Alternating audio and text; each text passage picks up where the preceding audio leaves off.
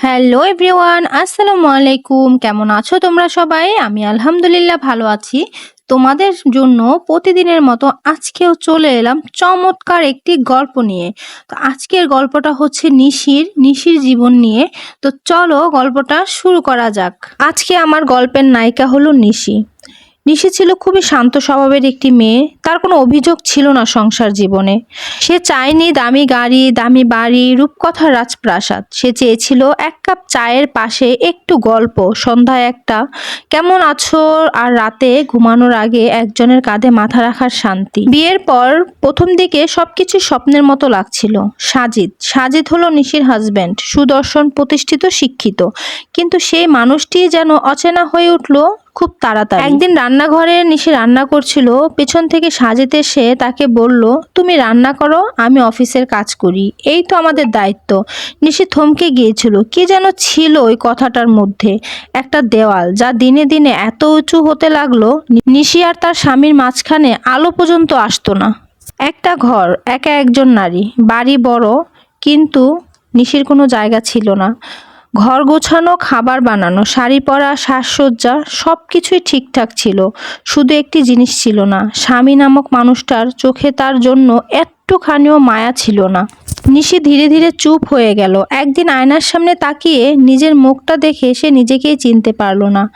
এই ক্লান্ত নিঃসঙ্গ মুখটা কি সেই হাসি খুশি নিশির? সে গান গাইতো, কবিতা লিখতো, বই পড়তো রাত জেগে। একদিন খাওয়ার পরে রাতে ধীরে ধীরে নিশি তার স্বামীকে বলল, তুমি কি কখনো অনুভব করো আমি আছি? সাজিদ চোখ তুলো তাকালো না, শুধু বলল, এখন এসব কথা বলার সময় না, ঘুমাও। এরপর নিশি আর কিছু বলেনি। সে এবার আয়নায় দাঁড়াতে শিখলো, আবার নিজের চুল আঁচড়াতে শিখলো, আবার বই খুললো, আবার ভেতরে সেই মেয়েটিকে ডেকে তুললো। তার ভিতরের সত্তা তাকে বলতে শুরু করলো, তুই তো মরিসনি নিশি, তোকে তো কেউ মুছে ফেলেনি। সে গোপনে একটি অনলাইন কোর্সে ভর্তি হলো, লেখালেখি শুরু করলো, ছোট ছোট অর্ডার, রাত জেগে লেখা, ভুল থেকে শেখা। নিশির দিন বদলে যেতে লাগলো। সে এখন আয় করে নিজের খরচ নিজেই চালায়। সাজেদ একদিন অবাক হয়ে বলছিল, তুমি এত বদলে গেলে কবে? নিশি হেসে বলেছিল, আমি আসলে ফিরে এসেছি, নিজেকেই খুঁজে পেয়েছি। আজ নিশি শুধু সাজিদের স্ত্রী নয়, সে একজন লেখিকা, একজন উদ্যোক্তা, একজন সাহসী নারী। সে অবহেলায় ভেঙে পড়েনি, বরং সেটাকেই করেছে নিজের ভীত গড়ার ইট। নিশি এখন জানে, সব মেয়ের নাম হয়তো সমাজ মনে রাখে না, কিন্তু যারা নিজেকে গড়তে পারে তারা হয়ে ওঠে সত্যিকারের নিশি, অন্ধকার ভেদ করে জ্বলে ওঠা এক আলোর নাম। এই গল্পটি সেই সব নারীর জন্য যারা সংসারে থেকেও একা, যারা চুপচাপ কাঁদে কিন্তু হাল ছাড়ে না।